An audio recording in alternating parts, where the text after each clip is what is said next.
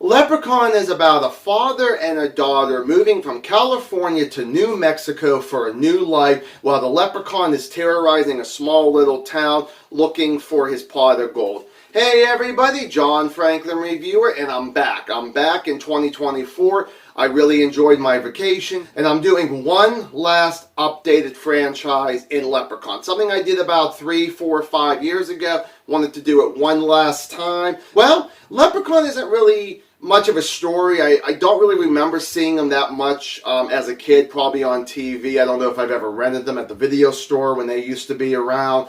So I just figured let's just kind of get right into it. So let's jump right into the likes. And the first thing I want to talk about is about the first 5 minutes of this movie where we have this older couple, maybe in their 60s, and the husband's coming home in a limo, the wife's on the porch, and he pretty much tells her, I just stole a pot of gold from a leprechaun, and the leprechaun's not too far behind this, behind this guy. I like the first 5 minutes because it's very creepy in moments here too. I really liked it. I even did like the whole thing, the shadow of the leprechaun. You see a little bit of his makeup, but they kind of kept him in shadow a decent amount. And I know some people might say this was a pretty cliche beginning. I think it was a mixture of cliche and some unique things of almost taking out the leprechaun almost right away, but not really. I did kind of like that there. Some characters I want to talk about here. I want to talk about Ozzy, played by Mark Halter, who plays an adult, and a young kid, Alex here, and Alex's brother Nathan. All three of them paint houses for a living. We'll get to Nathan later on.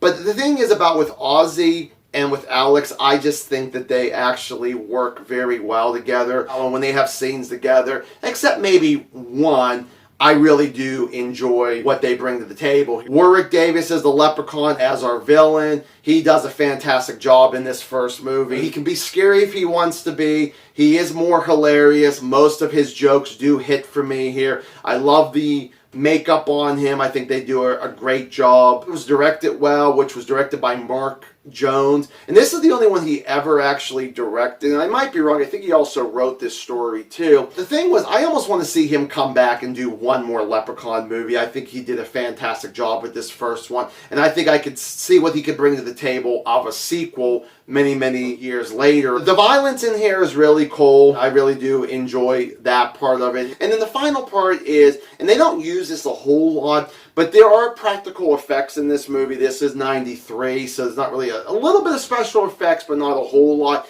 But when they do use the practical effects, especially something that happens in Act 3, I thought was really, really cool. And on to the dislikes. Well, let's talk about some characters. Let's talk about a character named Tori, which is the daughter with her father moving from California to Mexico. Now, this is played by Jennifer Aniston, and yes, the actress from Friends, and of course, many other shows and movies that she's actually been in. She is the bitch throughout this entire movie. She just acts like that it's all about me, me, me. I always hate those kind of characters. She's one note the entire time to everybody. Even when she tries to be nice, it feels like she's still coming out being an asshole. But there is one scene I have to talk about that it might be a little bit of a spoiler, but I feel like it really needs to be mentioned. Alex, the younger brother, the kid, tells Tori where the gold is. She goes outside and she finds it. When she actually hands it to the leprechaun, she's up close with the villain.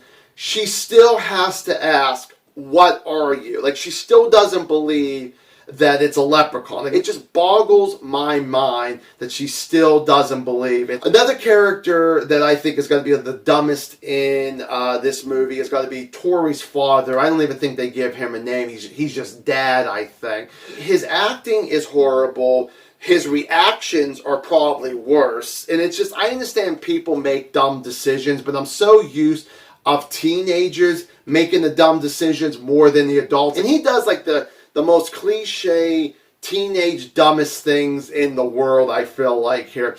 Another character is Nathan, which is Alex's older brother. At first I thought he was going to be the coolest character, and I'm like, no, because unfortunately I would say maybe after the first half an hour that we see this character, he starts just getting really boring. He gets really bland. Now, I mentioned about certain scenes in horror movies I don't like to see. And they do it in this a couple times, where they try to make you feel bad for certain characters. I understand you could feel bad. Do it in a more entertaining way than they do. But they make it like, oh, you have to really feel sad for certain characters.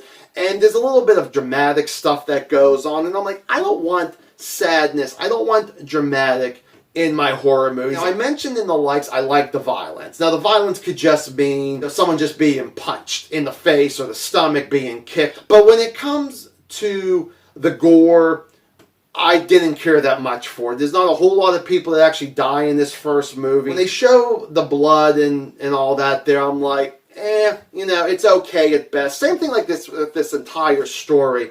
It's just okay at best. This was just such a generic movie. So my last two I want to talk about is there was a scene that was pretty much a huge ripoff of A Nightmare on Elm Street Part 1. If you've seen the movie, you actually get it. If you haven't, I'm not going to give it away here.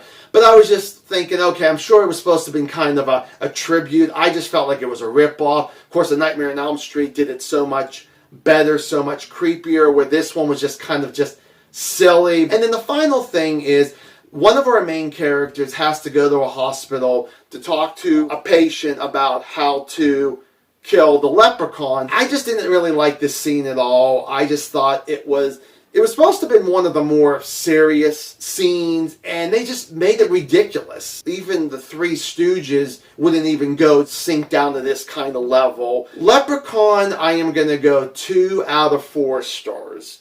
Now, this first Leprechaun movie, what do you think about it? Do you actually like it better than me? Do you agree with me? Do you think it's actually worse than what I just gave it here? Give me a comment down below, and we shall discuss it. So I will see you guys in the next video here.